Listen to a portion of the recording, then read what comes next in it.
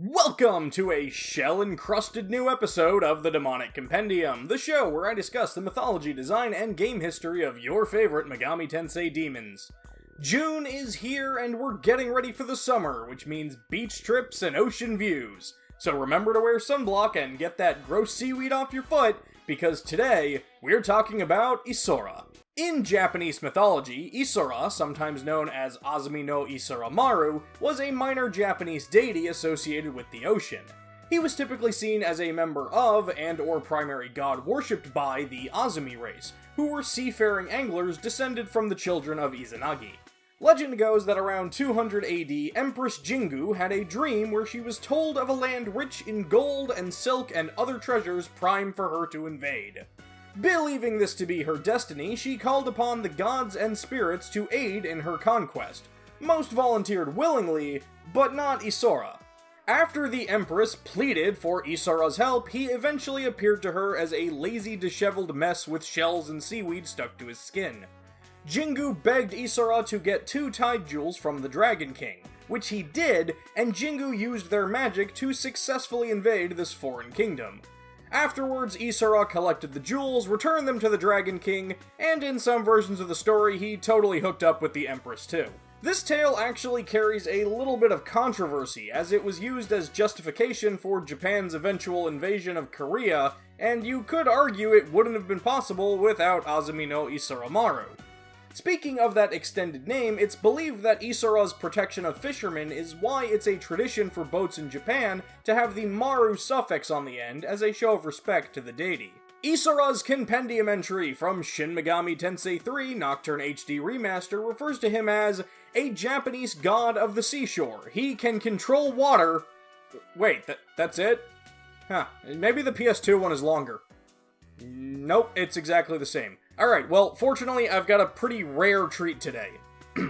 Isora's Compendium entry from Shin Megami Tensei Imagine refers to him as, also known as Azumi no Isora. His body is covered in seaweed and oysters and other shellfish, giving him a hideous appearance. Isora is a god of the sea, enshrined as the patron deity of the Shigaumi Shrine. He was worshipped by the seafaring Azumi people. Design-wise, you may immediately notice that Isora looks nothing like how he was described in the fable. Based on the stories, someone like Old Greg is probably closer to the mythology. So why is Isora more of a stingray rather than a man covered in oysters? The reason for that is because, arguably, Isora doesn't really have his own design in this franchise. The artwork from the thumbnail that you're seeing on the screen right now is actually the original SMT design of Fornius. In Shin Megami Tensei, the two demons were palette swaps of one another, but you can see the artwork more closely matches Fornius, who is a demon that was described as a sea monster, and certain species of rays are referred to as devilfish, so that made perfect sense. Basically, Isora's design, as we know it, is a 3D model of the original Fornius artwork, but matching the colors of Isora's sprite, while Fornius got a 3D model of his updated artwork. And of course, when you look at them both, you can see they do share the same base model. In most other games, Isora is still depicted as some sort of sea monster, but in the Game Gear title, Last Bible Special, his sprite seems a little closer to what was intended. Definitely a lot grosser looking. As far as game history goes, there really isn't a lot. I know I do say that from time to time, but this genuinely might be the least significant demon I have ever talked about on this show. In Shin Megami Tensei 9, Isora has a unique conversation with Azumi due to their strong connection. This has not been replicated since then because all future games featuring demon conversation that have Isora don't have Azumi, and vice versa. In Shin Megami Tensei Nocturne, Isora and Fornius have nothing to say to one another, despite the semi-interesting connection between them. In the MMO title, Shin Megami Tensei Imagine, a special mini-boss Isora known as the Kappa Bully appeared in the event Visitors of the Rainy Season, alongside other water-based demons like Kelpie, Azumi, and of course, Fornius. And as far as I can tell, that's basically it. Isora is in games like SMT If and the first Digital Devil Saga, but not much happens with him in those titles, and Isora hasn't made any game appearances at all outside of re-releases since Imagine in 2007. No Persona, no Strange Journey, no Devil Survivor, no Raido, and as of the time of making this video, no D2. I even carefully checked over Tokyo Mirage Sessions Sharp FE to see if there were any references there, and I couldn't find any unless Tsubasa having a spear called Stingray is supposed to reference Isora. So right now you might be asking, why? Why am I talking about a demon with no real story significance that hasn't even been in a game in like 15 years?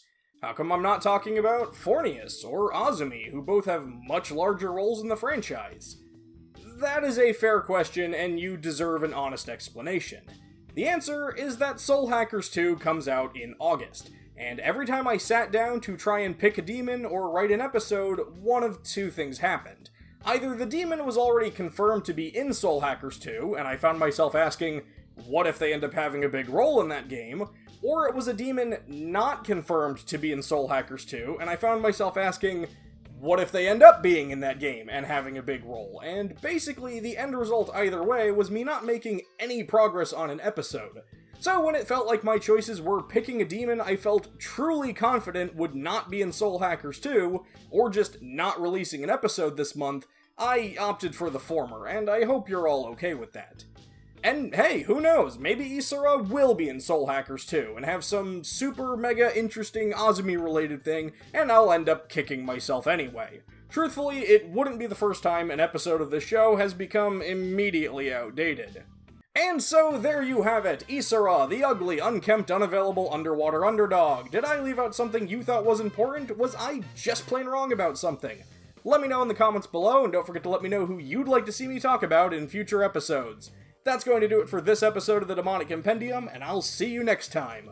But be careful while you rest that a demon doesn't take over your body.